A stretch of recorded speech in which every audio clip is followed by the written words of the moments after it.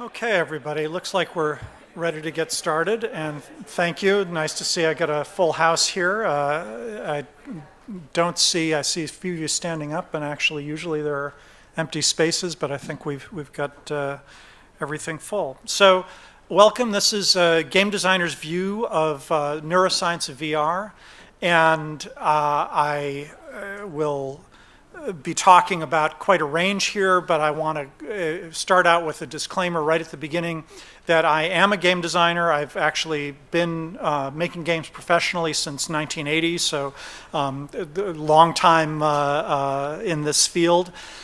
Been interested in science, as a lot of game designers are all that time, and I was working, for big companies. I was one of the first employees at places like LucasArts and DreamWorks Interactive. But then from 96 or so up until about 4 years ago, I was a freelance designer and producer. And as I did that freelance work, I got more and more interested in what was for a while called serious games, and then specifically working with games on the medical side and games that either work as treatment or therapy for medical conditions, or games that are designed to train doctors and caregivers. And that was an area that got really interesting to me. Then 4 years ago, I got an offer to come to Google and work as their chief game designer, and couldn't pass that up, and spent the last 4 years doing that. But wasn't able to really work on the kinds of projects that get out in people's hands. And meanwhile, I felt that neuroscience in particular was making wonderful strides and coming together with games, and I just wanted to be part of that again, so I've dived back into that end of it. And I'm hoping to inspire some of you. Just out of curiosity, how many people here have already worked with medical neuroscience projects on your side of things? Okay, not too many. How many of you are professional game developers? Okay, so about the ratio I expected, mostly on the game side, and obviously a lot of hands that didn't go up of all the different niches of technology and video and media and everything that we've got going on here. So anyway, I will be speaking about this from a game designer's point of view, and I think I'm reasonably well informed, but any of you that are actual neuroscientists can talk rings around me, so my apologies on that level if I don't have everything together for you. But I'll be talking today about why I think neuroscience matters, why it's such an exciting field at the time. I'll be going into three areas specifically: motion in VR and how you move through spaces with VR and how that relates to neuroscience. The whole thing about immersion and presence, and I'm not going to dive too deeply into any one of these just for time issues, but a lot of people bandy about words like, VR gives you a sense of immersion and presence without ever really talking about what does that mean and why does it give us that kind of immersion. And finally, and the area that I'm most interested in is, what does this mean for emotions and feelings that are able to be evoked by VR, and how is that actually affecting our brains, and what can we do as developers to learn and take advantage? Then the final thing will be to sort of wrap that up, to talk a little bit about some of the future, both of some entertainment possibilities and also these health applications that I think are really interesting crossover. So in this process, I'm going to try to give you a sense of what I know is really a fact, what is being inferred from facts, and what is pure speculation. I may not always get that right, so when we go to the Q&A, please feel free to ask, when you said X, did you really mean that this has been proven and tested, or is that just your wild-ass speculation? And sadly, in some cases, it will be the third, but hopefully that'll be inspiring too. My view of all this, in fact, having a long history in the games industry, I think is relevant for a number of reasons. That I've seen new technologies come and go. I've seen new evolutions. The first games that I played on a computer were text-based. In fact, the very first ones were paper-based before there were even video screens. And I've seen the evolution first to video screens where we use them to display more text, but you didn't have to actually worry about whether you were running out of ink, to, of course, graphics and animation, and then we had revolutions like CD-ROM and suddenly a 100-fold increase in storage, then things like video and being able to have what we called full motion video, the idea that you could actually do amazing, about 5 frame a second video clips that looked absolutely terrible. But all the different things we've gone through to get to the latest revolutions in virtual reality, which are both new and actually very old, as I'll get into. But an analogy that I found useful that I like to look at is that each time you get one of these new technologies, it's like you're going through a mountain pass, and there's a sense of excitement. Is this going to open out? Is it going to be just a little cul-de-sac and you're going to have to backtrack? Is it going to be a whole new continent? And you really don't know until you get out there and you start experimenting with it. And one of the things that everyone is nervous about is that both of those might be right, and that you're going out there and you end up getting stuck on this little precipice with no way to get into this huge area that you see opening up, and all of your competitors are out there and they said, oh yeah, we figured out exactly how to use VR and monetize it and we're making lots of money. I don't think anybody's quite at that point yet, but all of us are waiting to see who's going to find their way down to these open valleys, potentially entire new continents to explore. And I really think, personally, I'm a strong believer. I think VR, AR, mixed reality, whatever you want to call it, all of these things are already really exciting and are going to get much bigger in the near future, and I'll hopefully be able to tell you some of the reasons why. But along that way, it is easy to get stuck. And part of why I think getting down to science, I think neuroscience is critical with VR.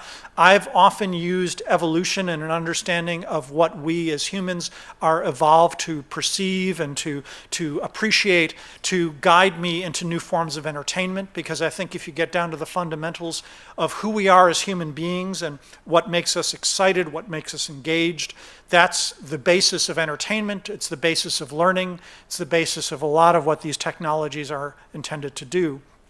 So hopefully neuroscience can help us find this right path and get down from these little precipices and out into the rich farmlands below. It's in some ways kind of like a compass. It doesn't always tell us exactly how to get somewhere, but it can point the right direction, give you some tantalizing hints. And I'm not going to be giving you a lot of turnkey solutions to things, but in some cases, hopefully, I will be intriguing you with areas that you can look into on your own more and get into a little bit more depth, because there's a very wide range of things to cover, so I don't have the time to get into a lot of depth for any one thing. So just to give you a sense, though, I'm not going to spend too much time on this particular aspect of it, but I would like to give you a sort of historical sense of where VR fits in this sort of larger scale of human evolution and technology. So I love this cave painting. This is a cave painting from, I believe, around 20,000 years ago, but there are cave paintings going back as far as 40,000 years, and of course, as people explore, they may find even older ones. I find it amazing that this is a 20,000-year-old piece of art, and try as I might, I couldn't draw anything with the best tools that was even close to as realistic a bison as that is. It's hard to see in this particular flat picture here, but the artist, who was clearly doing this by torchlight with pigments that had been made Lord knows how, actually used some of the contours of the rock to evoke almost a 3D sense of this bison. At one point I knew the actual name of it. It's an extinct relative of the aurochs, I think, that were roaming Europe at the time that this was made. So it's amazing that for at least 40,000 years, our ancestors have been struggling with this problem of, I saw something and I want to describe it to you. In fact, no, I want you to be able to see what I saw. And maybe it's not even that I saw something, but I had a vision. I had something I imagined, something that came to me while I was sleeping. I would like to share that with you. And we've had this quest now for tens of thousands of years of how to improve our technology to do that. Some of the stuff going back thousands of years, the camera obscura, the Romans were into this, of using a sort of pinhole camera to be able to get this beautiful view of essentially a live action camera of what was going on around you. In the Middle Ages, they really started to get into shadow plays and projecting a light onto a wall and using your hands to make shadows shadows and do animation. There's been an interest in doing that for a long time. In fact, the next couple of slides I'm going to show you are the pictures that I took at a museum in Girona, Spain, near Barcelona, Museum of Cinema. I was curious, has anyone been to the Museum of Cinema in Girona? Just one or two hands. I would highly recommend it. There are game conferences in Barcelona, which is how I got out there, if you have a reason to get out there. It was great because I thought it was going to be just about movie making, but they got into all this information about the predecessors, including things like the magic lantern that you see here, that was from roughly 200 to 100 years ago, where they would start with originally a very bright flame, and then they used electric lights. And it was essentially some of the first slide projectors, but it was a way to show images and project them against the wall. And like many other technologies, it was first something that you would, was expensive and difficult to do, so you would come to a public performance, and then wealthy people were able to afford these very beautifully made versions of it at home, and then they started to make less expensive, maybe less fancy, but more accessible versions for the home.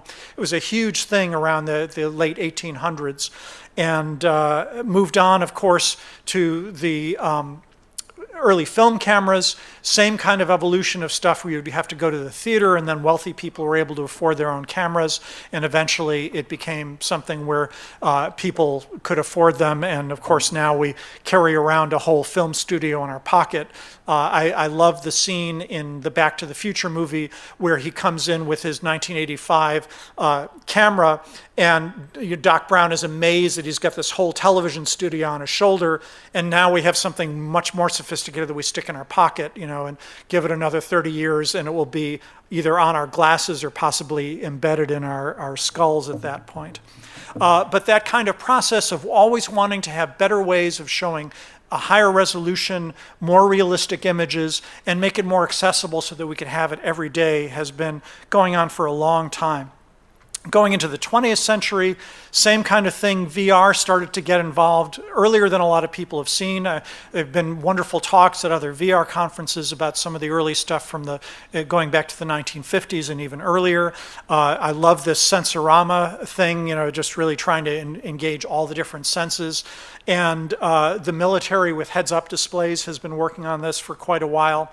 I saw my first virtual reality demo in the mid-'80s, I think around 1985, when Jaron Lanier, who actually was popularizing the term virtual reality, came to give us a demo when I was working at LucasArts. It was actually Lucasfilm Games at the time.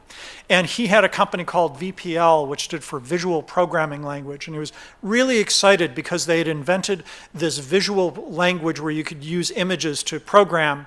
And almost as an afterthought, he had created something called the data glove that you could put on and had sensors, and you could manipulate the images on the screen by gesturing with your hand.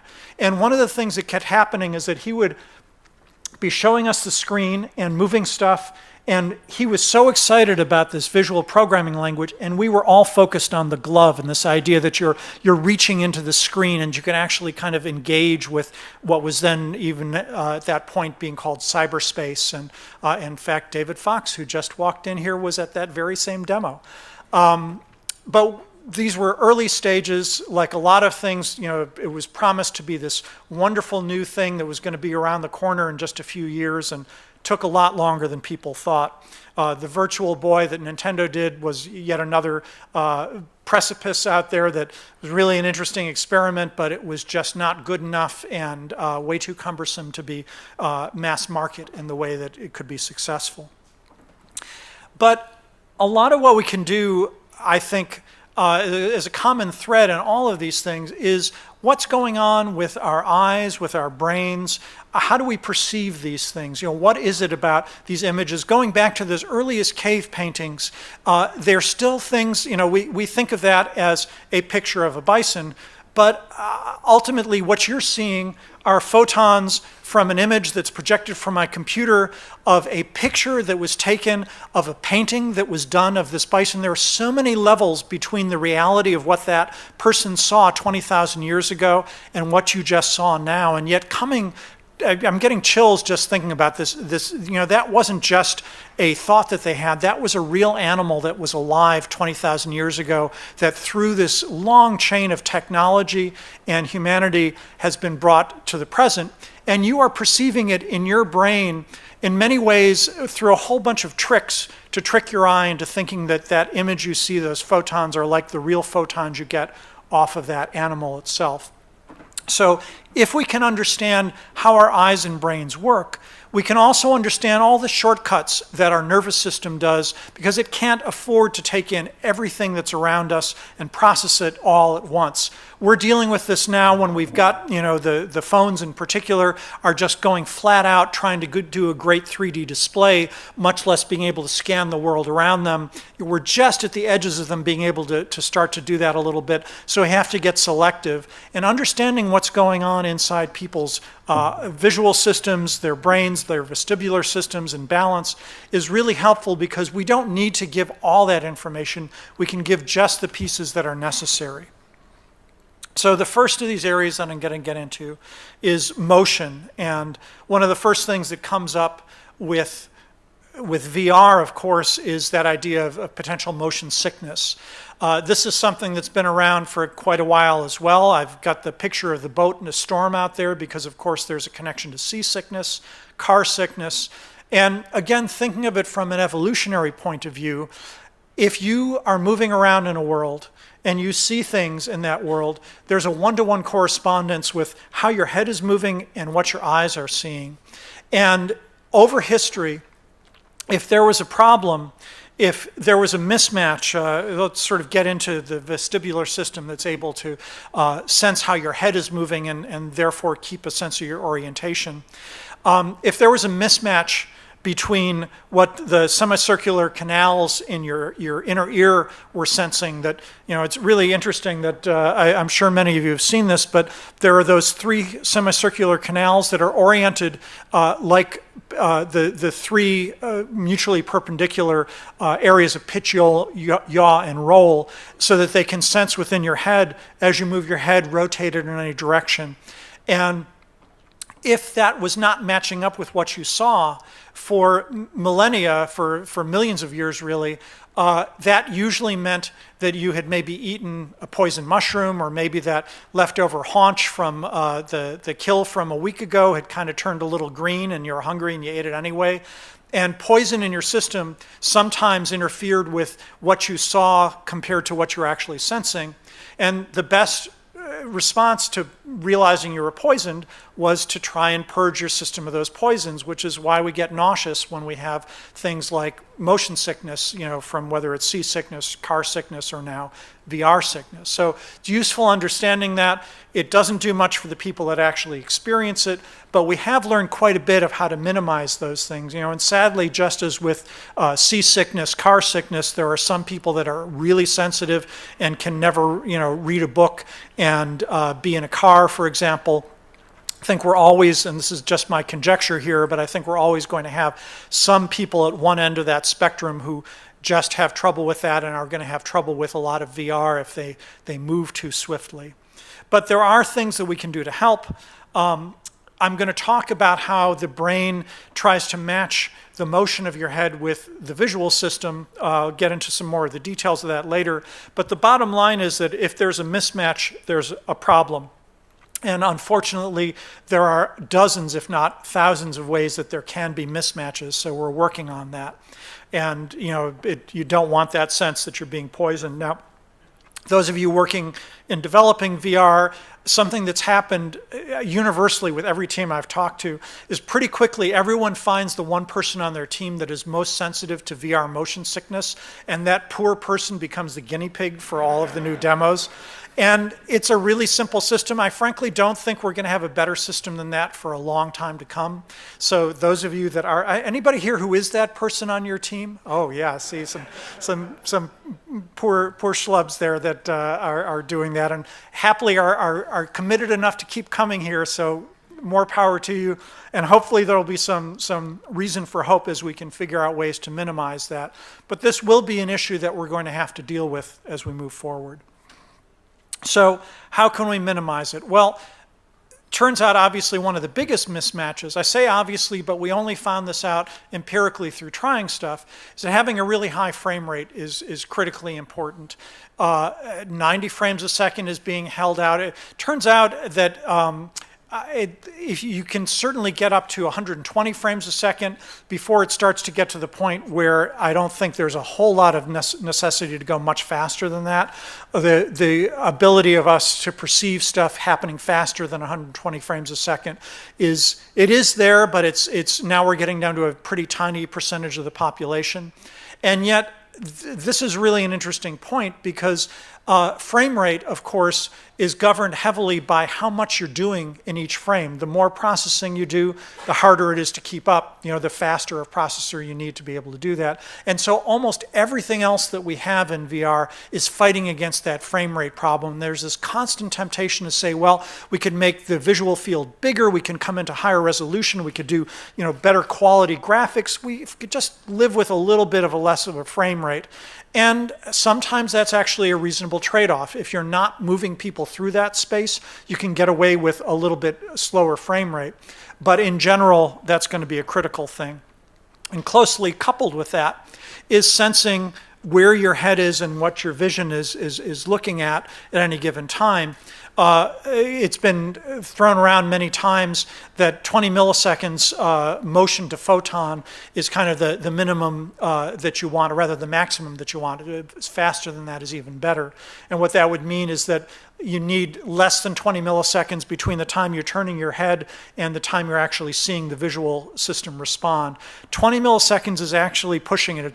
That's the area where it's comfortable for a lot of people, but not everyone. And it's really hard, again, to get much faster than that, particularly with the kinds of systems that we have that were not designed for this in the first place, meaning that the kind of visuals we have on our phones and TVs and everything were not originally set up for VR. They were set up for watching a screen passively and not having a screen that's moving. So getting all those visual cues right is really difficult. You don't need to get every single visual cue right, of course, and I'll talk a little bit about some of the shortcuts. How am I doing on time? Yeah, I won't have much time for that. Minimizing acceleration has been really critical because, of course, your inner ear tells acceleration. If you're moving at a constant speed, it has trouble telling that. Pilots in planes go through a process where they're shown that if they are very gradually moved into different planes, they actually don't sense it, and they can even be hanging upside down and not realize it if they don't have the visual cues to help them understand that. But there are some creative solutions. I'll talk about one particular one that I think is a great example of using understanding of the brain to help use some shortcuts so that we don't have to do quite as much processing and we can make it more comfortable for a lot of people. So some of the stuff that we found, having a constant speed certainly helps. It's interesting, Chris Pruitt, who was just in here earlier in the room, gave a talk a couple years ago where he talked about how we've had, as game developers, to unlearn certain things, that smooth acceleration into a certain speed and deceleration was the gold standard for a long time. And then we hit VR, and it turns out that no, going from a dead stop to a constant speed and back to a dead stop is much better, because nobody really does that in real life. So it doesn't set off that sense that there's something wrong in your brain, that, wait a minute, something's weird, because of course it's weird. Just like the other solution of teleportation, we aren't used to what teleporting is like.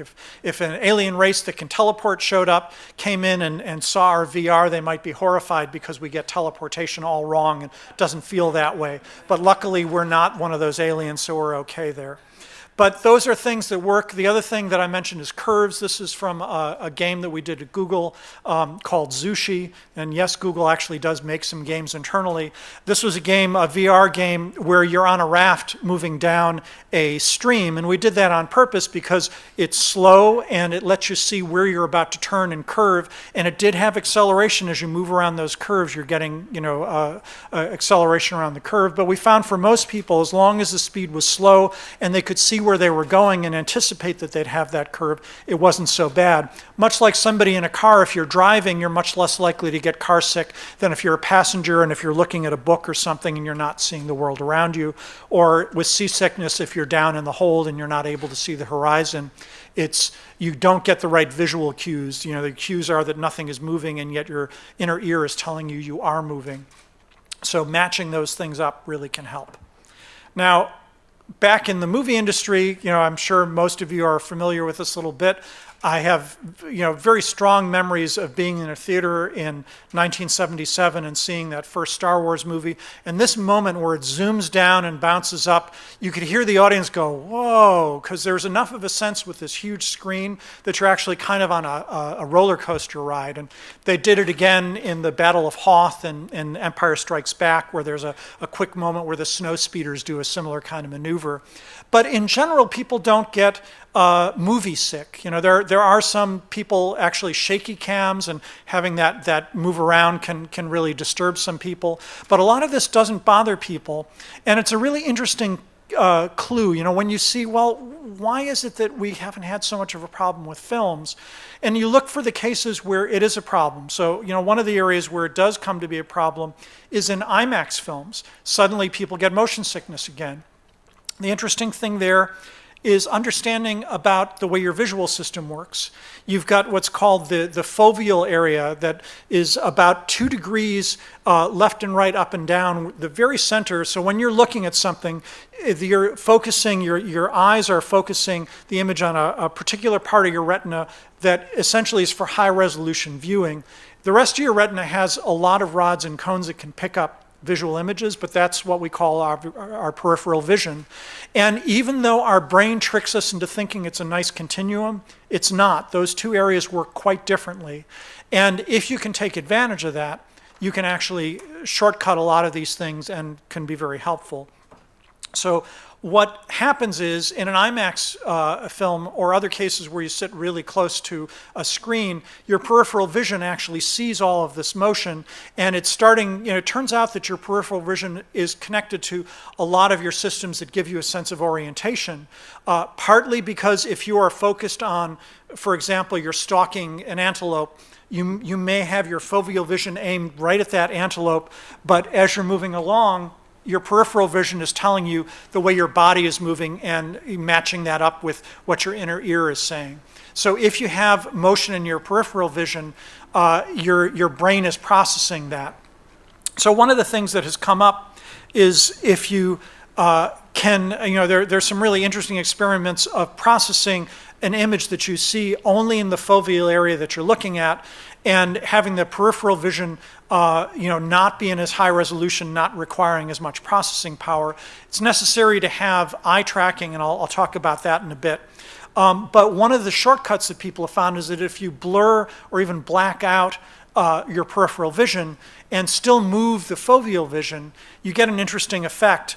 And this is why something like Star Wars was okay, but IMAX can be a problem to people. And what this is called is tunneling locomotion. And actually, coincidentally, at this very moment, there are some Google Earth people in one of the other talks, and you're going to get at least a little sense of Google Earth. This is a brief clip of tunneling in Google Earth. What they do is, in order to move you, they bring in this grid into your peripheral vision, and you still see a moving image in the center. And you're going to have to take my word for it, because you really need to be in VR to get that full sense of this. But oddly enough, even though this looks really strange, in VR it actually feels quite comfortable. If you're looking, and for one thing is that as the rest of the peripheral vision goes away, you naturally are drawn to look directly at the area in your foveal view there that's directly ahead of you on the screen. And it turns out that this eliminates a lot of the kind of motion sickness people get from that acceleration and deceleration, because that is apparently being picked up by your peripheral vision, and when it's not there to disconcert your peripheral vision, it's okay, and you can still keep people oriented with the motion that they're going through. Here's a game that I have to say I haven't played. I just found this online, called Sublevel Zero, that does a similar thing. And there are other VR demos and games out there that use this tunneling locomotion. I bring it up not to say that everybody needs to do this, but just to point out that it's a really interesting, clever way that not only deals with the problem of motion sickness and VR sickness here, but it also means you don't have to process all that stuff. You're just graying it out, and that gives you a lot more cycles to work on the area that you're showing in the center of the screen, which can be very handy. You can keep up a very high frame rate in the areas that you do show. This is likely to be coming to mobile in the future, and eye tracking, as I said, is really interesting. Right now, the foveal view is done by sort of brute forcing, saying the only thing to look at is this one thing right in front of you. But wouldn't it be great if we could get to the point where wherever you happen to look, that's the only area we render in high resolution, and the rest of it we don't have to bother. And in fact, with eye tracking rigs that are out there, there'll probably be demos I haven't had a chance to see what's being demoed here today, but I've seen it at a lot of other VR conferences. There are eye trackers that providentially you need to be really close to somebody's eye, and of course with VR headsets and AR headsets for that matter, we now have a reason to mount a camera that can look at somebody's eye and see the motions of their pupil. It's not perfect yet, but it works really well already, and as these things become more commercially available, I'm expecting that it's going to become built into all systems, certainly on head-mounted VR. But even on your phone, there's some interesting stuff going on in the announcements about the new iPhones and facial recognition. I've read some interesting stuff about using those forward-facing cameras to actually track people's eyes there too. So hopefully even with mobile, we'll be seeing this in the near future. That's speculation again on my part, but it's nice not having to work for Google and worry about having it be front page news if I even hint at something like that. I see some of my fellow Googlers are smiling ruefully at that one. So the trick is, and I only covered this one area here, but if you learn about the ways that the eye and the brain interact, you can actually get little cues, little clues really, that you can use to then ferret out these systems and find ways that you can take shortcuts that can make the VR quality better. So that's all I'm going to say about the motion side. But motion is an important part of the sense of immersion that we get in VR. That word immersion gives you this sense of sort of this nice warm bath, and certainly VR is pretty amazing when it gets everything right of how you feel that you're actually in the moment, that it's just it's almost indescribable, and the nice thing is this is one of the few areas where everyone has had that experience and knows what it's like. But the trick is, there's a whole lot that you have to get right. There are entire talks given to even to just single elements of this, certainly this whole range of things. I've listed some of the more common areas that you need to get right. I've talked about getting the frame rate and the head tracking right, but that's only the beginning of the puzzle. There are so many other things that you need to do to try and recreate what we see with our eyes that it, frankly, at this point, with the processors, with the screens and everything we have, it is impossible to get really close to what our eyes and brains are capable of seeing. Happily, though, it feels that we've gotten just good enough in the last few years that it starts to be a convincing simulation of that. One of the things that isn't even on this list that I've seen some interesting first steps on is the fact that your eye works a bit like a camera, and that you focus with muscles in your eye changing the shape of your eye and of the lens in your eye to focus, as a camera does, close and far away. So if you hold your finger close to your eye, you focus on it and everything else in the background is blurred, and likewise if you look in the distance you can hold your finger up and that's kind of blurry. It's because the lens in your eye is actually stretching and changing shape. In current systems that are out there now, they can't account for that, but there will be systems coming in the fairly near future that will be able to actually, even with one eye closed, be able to give you a sense of depth. But right now, one of the miscues that we're getting is that things don't actually change depth of field when you're looking at them through a screen. You're looking at this screen that's right in front of your eyes, and you can kind of fake it with some cases, but it actually doesn't quite do a full job there. So some part of your brain is saying there's something not right here, and if you're one of those unlucky people who raised your hand, it's probably making you feel a little bit ill. So there's a lot to get right. If anybody here worked on this, don't raise your hand. I'm sorry I brought this up because I found this online. I thought it was a great example of what not to do. And I don't want to hit these people too hard because it's a language teaching program and they really weren't working so much on VR visuals. But some of those things I had in that list before are just broken here. For example, in the foreground, you've got a kind of blurred table and a crystal clear sharp bell that just really irritates me because it feels like that, why is that so clear when the rest of it is blurry? And the blurriness is consistent. It should actually be sharper closer up and a little blurrier in the distance, or vice versa, depending on where the depth of field is. The worst thing about this, in my opinion, though, is that the interface that they have is floating there in space in front of you. And it turns out that this is a bad thing for a lot of reasons. For one reason, your eyes are focusing on it and they're converging on this image. And even though that may be shown left and right in slightly different places so that your eyes can say, yes, this is about, 2 feet in front of me, it is almost certainly being done without any perspective change in the two eyes. And if it were a real thing, you'd have a different view from your right eye and your left eye, particularly something that's only a few feet away. You see a little bit more of the edges of something on the right side with your right eye, left side, left eye. And in a lot of shortcuts people use like this for interface, they don't do that. So it's really a mistake to sort of violate that sense of presence by breaking any of these rules.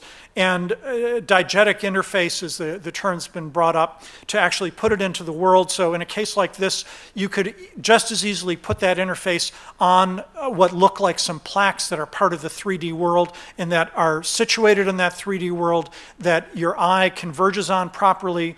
And it makes it a lot easier for someone to perceive. It's harder, there's a lot more processing to actually put those up correctly, but this is one of the things that I think, should not take too many shortcuts with, or it's really going to be irritating to the people. And again, study the way the visual system works. There's a lot more than I can go into in just this hour. But another thing, another great lesson that turns out to be true of VR as it was of other things is that less is more. You don't actually have to get everything right. You can actually cut a lot of corners as long as you're very minimal about what you do. And I'll talk about some examples. But first I want to remind everybody, when you do get it right, it's pretty amazing. That this is one of the first VR images I saw in the modern VR world that really convinced me. Let's see, I have time for the anecdote. I'll keep it brief. I saw one of the early Valve tag rooms before they even announced what the Vive was, and it was just a life-changing experience for me. In particular, I remember when I was told, okay, pick up the controller, and I said, well, I can't see the controller. So, well, sure you can. Look over your shoulder. And there on a virtual table was a virtual controller.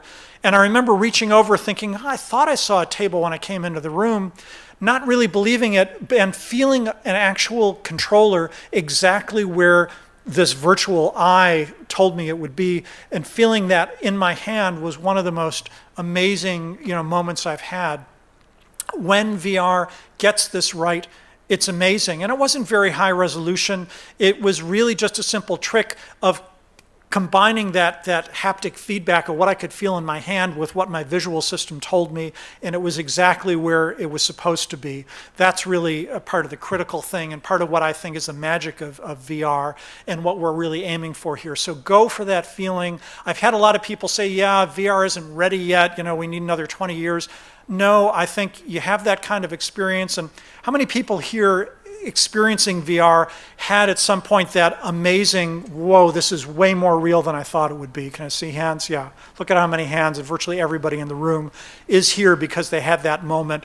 Believe in it, folks. You can fool some of the people some of the time, or even all of the time, but there's a lot of us here, and I've had that experience with every person I've brought in to VR, with some very, very few exceptions, and often it turns out that they have wandering eye or some other problem that they can't focus and get that full sense of VR. Okay, next thing I want to cover, though, what I think is the most important thing is sense of emotion. Anybody want to call out what this movie is? Creature from the Black Lagoon, a classic. What was really interesting about this is that it was one of the first movies that was done in 3D on a large scale with those awful little red and green things back in the 1950s, I believe. And what they did is what a whole bunch of people with modern VR are doing, which are saying, hey, we can scare people with this stuff. And it turns out that VR is really good at scaring people. I don't know if you've seen maybe firsthand or maybe the videos of people who were put into some kind of horror game and took their $1,000 headset and threw it against the wall before they realized, oh, gee, sorry, I was just so scared I had to get it off my head as quickly as possible. So probably not a great thing to do. But cinema, as with some of these other things I've mentioned, has been experimenting with these things. They're great as a place to learn from. My friend Hal Barwood, who is a film director and writer before he got into the games industry, had all sorts of interesting stories like this, including one about 3D sound and how when they started to first do surround sound, they found that people were about 3 times as likely to jump from the exact same sound played behind them as in front of them. And again, from an evolutionary standpoint, it makes perfect sense why we are hardwired to be a lot more scared of stuff that's creeping up behind us than stuff that we can see in front of us. And with the 3D stuff, of course, all the way up even to frustratingly movies that are coming out this very week, there's stuff being thrown at your face to kind of, oh no.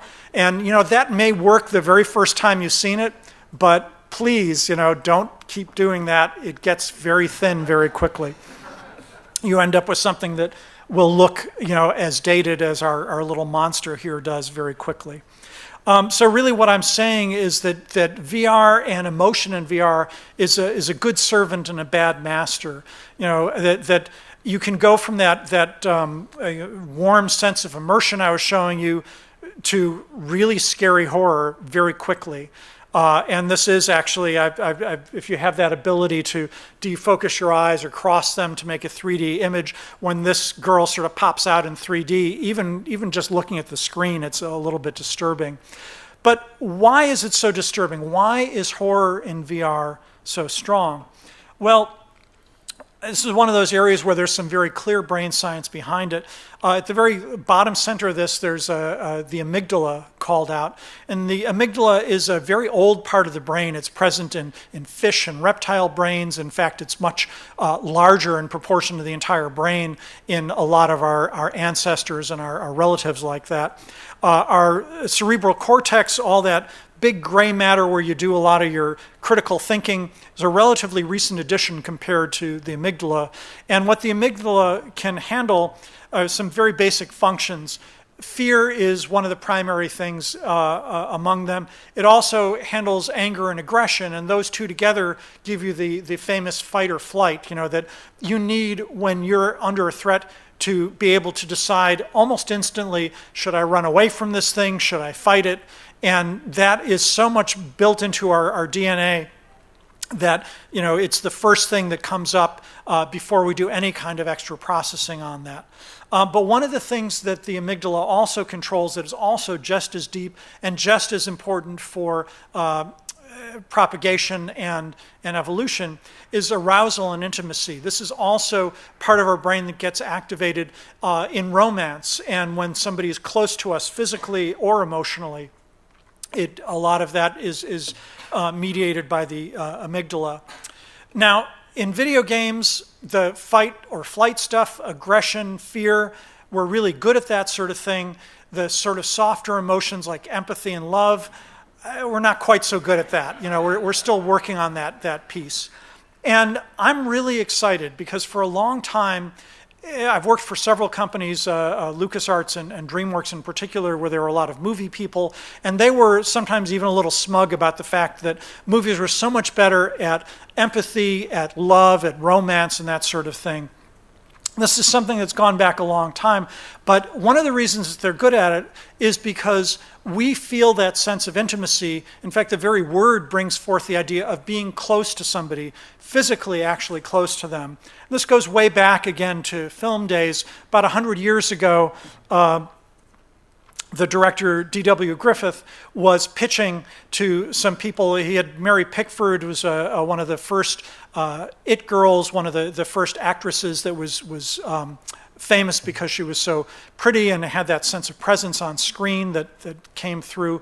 And he was going to do something called close-ups, where her face could be 50 feet tall on the screen, and he didn't put it this way, of course, but the idea is to trick your brain into thinking not that she's 50 feet tall, but that she's normal size and she's really close to you. And it turns out that movie executives haven't changed at all in the last 100 years, and that what he was told is, Mr. Griffith, I'm horrified at this.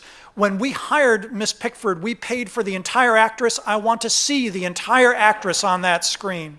But he was able to convince them that close-ups actually are a good thing. And of course, they're one of the ways that movies have been able to give us that sense of intimacy and leapfrog what we don't really get in games. I mean, having even a full-screen game with a face close-up doesn't quite have that same sense as when you're in a movie theater.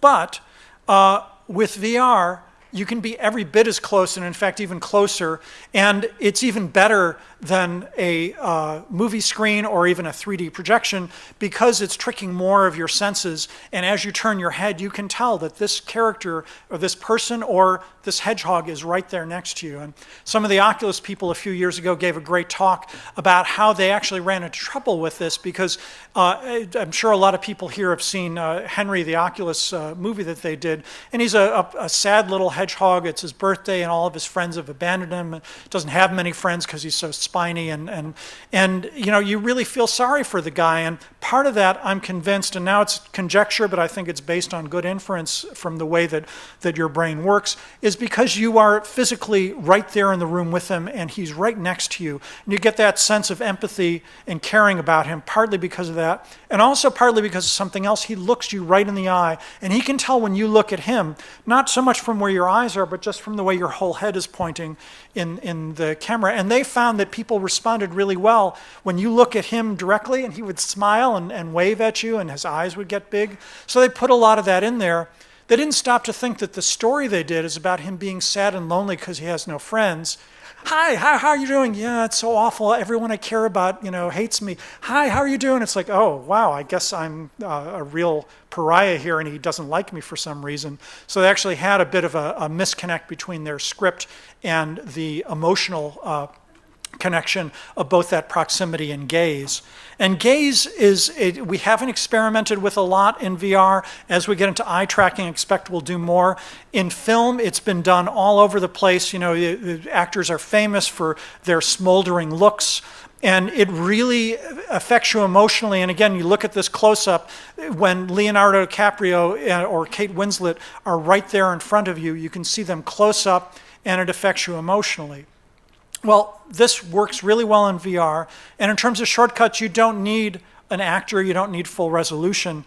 Google has something called Spotlight Stories that I'm still very fond of, and when I was working for them, I would try and promote it because a lot of people weren't that familiar with them. How many people here have seen Spotlight Stories and played around with them? Well, it's not bad. You see, I've up to about a third of the room. I think 2 years ago I would get one or two hands that would go up. Strongly recommend. I'm going to mention a few more of them in the next few minutes. This particular one is called Pearl, and it was the first movie made for VR that was nominated for an Oscar. Unfortunately, didn't win this year, but it did win an Emmy this year.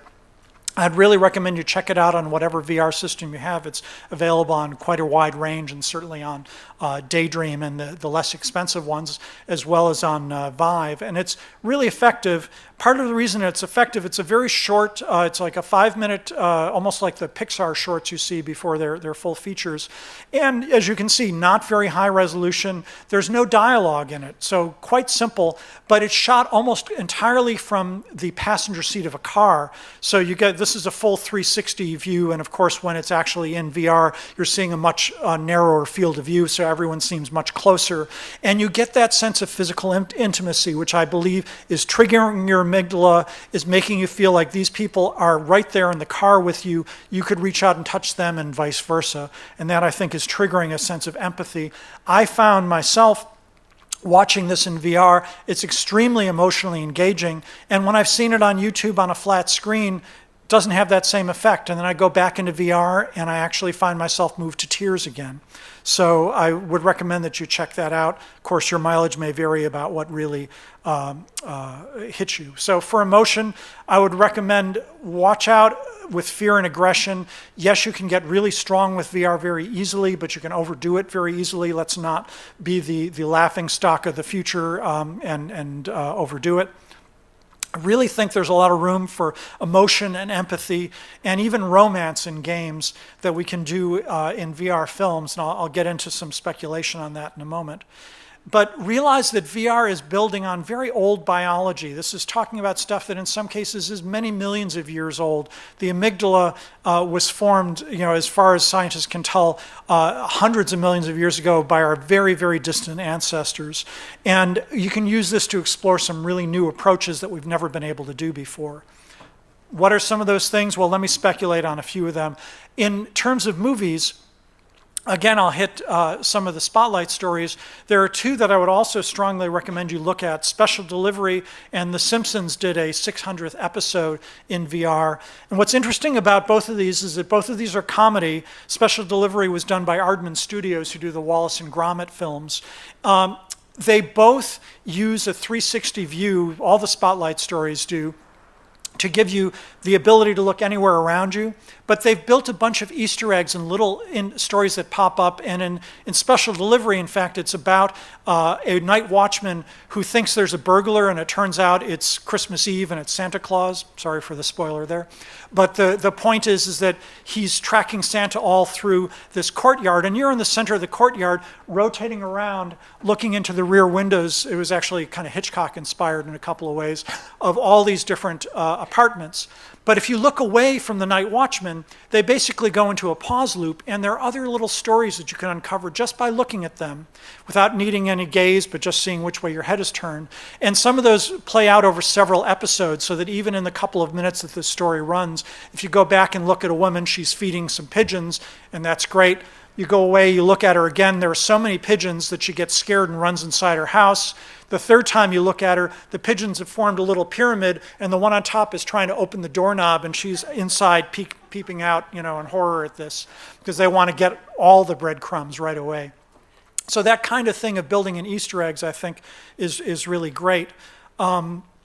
And the fact that it's up to you, that there's interactivity and that you get to choose where to look. But another thing that's come up is sort of a negative lesson. People don't like to stand up and rotate for very long periods of time.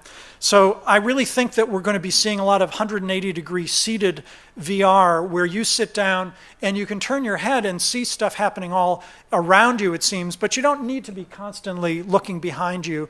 It really is it's distracting, it's exhausting to try and do it too much.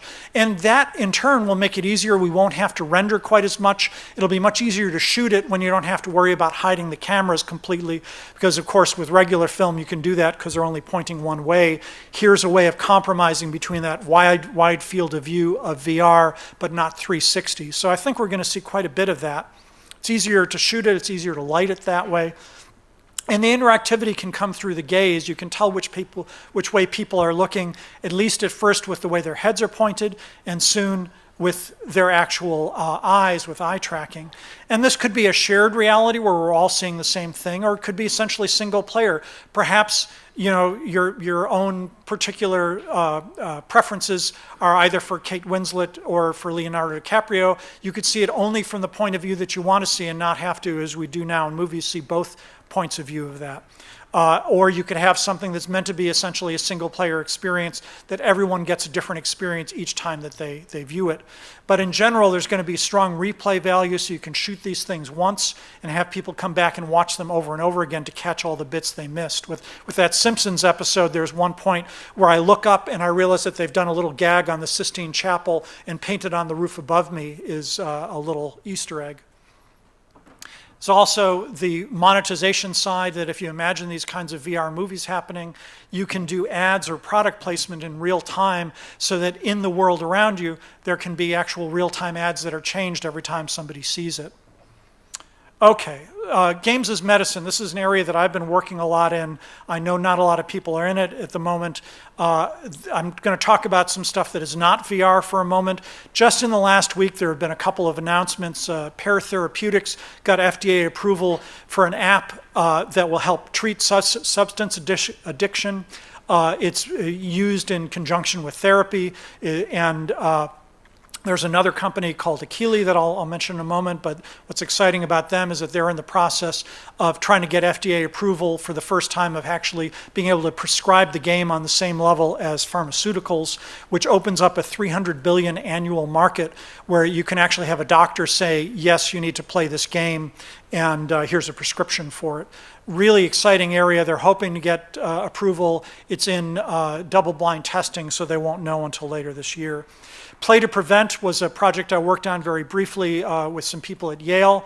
It's a game, a 2D game, and you see it pictured here. Jesse Schell's Shell Games Studio did the work on that. And it's this great game to teach kids, teenagers, about risky behavior, and has actually now been found in their own study to actually lower the amount of risky behavior by teaching them through the gameplay of that it's not such a great idea to get drunk and go out and have sexual encounters, for example. NeuroRacer was another project I got involved with that was done started about 10 years ago here at UCSF, that was to treat aging adults who are less able to pay attention to signs as they're driving as they get older. And they found that through game therapy, they were able to bring them back to the level of about a 30-year-old, even if they were 70 when they start this process, in terms of being able to perceive signs and still control a car and process this. And that became the basis of this Evo game that is the one that I mentioned that's currently being reviewed by the FDA. I really think we're going to be seeing a lot more of this. If they get the approval and it opens up this part of this $300 billion a year market, there'll obviously be a pretty quick gold rush to this. It's tough, though, because in order to get approval, you need to make a game, high-quality game. As you can see, the graphics in this are great. There's a lot of ex-LucasArts people who are behind this to begin with, so they drew heavily on the game side, but they also drew just as heavily on neuroscientists and doctors to make sure that the medicine worked. And what you're going to see, though, is that you're going to need to put a team together, make a game, and then freeze it and test it for sometimes a year or 2 years, and then be able to release it. So all those people you hired have to stick around for those couple of years before you even know whether you're going to get the approval to release it. It's not an easy path, but it can be a really lucrative one. It can be one where games are actually helping people in a really direct, obvious, scientifically provable way. So I'm very excited about that. A lot of possibilities with that in VR. Some of them have already started to happen. We've seen phobia treatment in VR since some of the very early headsets. Woman on top there is an arachnophobe, and seeing VR spiders was just as scary to her as seeing real spiders, but much safer. Fear of flying, for example, also, they used to take people into airplanes and then get them off, but after 9/11, it became much harder to bring people into an airport and get on an airplane and get off. You can do that with virtual planes, and if somebody gets nervous or has a panic attack in the midst of a takeoff, bang, they shut the simulation down. You don't have to worry about the fact that you're actually in a plane and you can't stop. Post-traumatic stress disorder has been treated successfully with VR. Acute pain remediation, as you're seeing in the bottom slide there, turns out that VR's sense of immersion can take people out of their bodies and take them away from that feeling of pain that they're in the midst of. It's great for training doctors and caregivers. There's a company in Chicago that's teaching people to care for people with macular degeneration, where you get this sort of black, I talked about the fovea. Their foveas are obscured by this essentially gray cloud as it breaks down. In the training, you actually have to go through having a dinner with some people, and wherever you look, there's this big gray cloud. So you get to experience very much like what the patients that you're going to be dealing with have to deal with every day, and you suddenly understand how much harder it is to be able to just get stuff out of the corner of your eye. Mirror therapy after a stroke is being done, where if someone's right side is functional and the left side is not, if in VR they see their left side functioning, turns out that it grows some neural connections and can regrow some of the connections that are broken by the stroke. Asperger's, if you look at eye tracking, People who are on the autism spectrum often have trouble knowing where to look, what cues to get, what emotion somebody may be experiencing. Now you can tell whether they're looking at somebody's face or not, or even whether they're looking at the right part of somebody's face, and there's some interesting training going on there. There's even room, they're now more speculation, but I've seen some early suggestions that VR may both diagnose and possibly even treat some aspects of depression, Parkinson's, Alzheimer's. So really exciting stuff. But really the future is in your hands. A lot of that stuff, that last stuff, is very heavily on the speculative side, and yet it is inferred because of some very promising early research that I've seen. So I'm urging you to get out there, try these things, whether you are looking for neuroscience to inform your games and make your entertainment better, or use your entertainment to make neuroscience more effective in treating people and helping people. Both of those are really exciting areas. And I'm going to leave it at that. I've got time for just maybe one or two questions, so if people will line up at the microphones, and also don't forget when you get your responses, your request for responses, to do a rating of the talk. And I'll leave it at that. Thank you very much.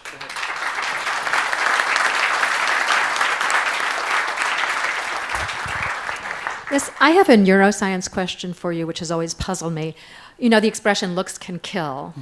So we know that we can give out a certain kind of energy from our eyes. I mean, without changing any other part of our face, I can look at you in a way that is devastating, and I can look at you in a place that is loving. Do we know what's actually happening physically inside the eye when those changes are happening? I point out I am not a neuroscientist, so there's a very layman's understanding of this. The one thing about that I can say is that it is easy for us to think that we're getting it just from someone's eyes, but there are a lot of interesting studies that suggest we may be reading body language and a lot of other things subconsciously. So I would question that assumption. There was a famous, again, comes to the film side, a famous thing where I believe it was a Russian filmmaker cut between people's close-up staring. Eisenstein. And that was a case where, depending on how you were primed, you read a totally different expression into that exact same image. So my guess would be that it may actually be more complex than, we focus on people's eyes for many reasons, in particular because it's really critical to know what that other person is looking at on you. But I'm guessing, and this is again a layman's sense, that it's probably, if I'm looking at you like this, or I'm looking at you like that, then my body language may be telling you a lot more than my eyes actually are. And yet, I don't know, it may be micro muscles around the eyes. It may be the way that your pupils grow, or your pupils get bigger the more attentive you are. So if I'm looking at you casually, it may actually not be, my pupils are very small. If my pupils get bigger, you can pick up on the fact that I'm interested in what's going on. It's actually a reason why romantic settings are often dim, because your pupils get bigger when it's darker, and it makes you feel like you actually have more attention of the other person. So that's about I was just thinking in terms of replicating or evoking an emotion in VR, that could be an important thing to know about. It's an interesting thing to explore, and that's partly why I think eye tracking is going to be so critical. But we'll have to experiment. And one more question, I think I'll go out in the hall if people have more stuff to follow up on. Yeah, I had a question. So I run a immersive audio company, and last year we had we worked on a horror VR game, and our audio programmer actually had PTSD from having to work inside of. Wow. He had to eventually. He said no more changes. It is how it is. And so we're out of Tempe, Arizona, and we run a VR for Good organization now. And so I'm just wondering, what is the it's trying to make up for what you've done. Yeah. Exactly. Yes, we're in repentance right now. But I just wanted to know, what is the discussion that's happening? Like, we're talking about this right now, but what about developers? I know, just reading The Brain by David Eagleman, he talks about how our brain really functions almost as like a peripheral device that can take outside information and start to interpret it. My big question is, what is happening, what is going to happen once we start taking this incredibly immersive tool, hooking it up to our brain, and feeding it content that in the beginning, we kind of have this friendly, like, innocent approach to like, let's try to scare somebody, but what kind of effect is that going to have on people? And are we having this discussion amongst developers? Yeah, so the good news is I have heard that discussion going on in a number of areas. The a bit scary part is the fact that it is a little bit of Wild West out there, and there's nothing to stop people from trying things that may be too scary or too jarring for the public. But of course, that's always been the case with books, movies, a lot of other areas, and I'm not forgiving it, but I also don't think it should be banned or regulated, because I think we need to let people be able to experience that and make their own decisions. I often use an example of pastry chefs in that if you do nothing but eat exquisite desserts, it's really terrible for your health, but the solution is not to ban desserts. It's to use it in moderation and to use common sense and to be responsible, both as creators and as consumers. And that's unfortunately the best I can say about it at the moment.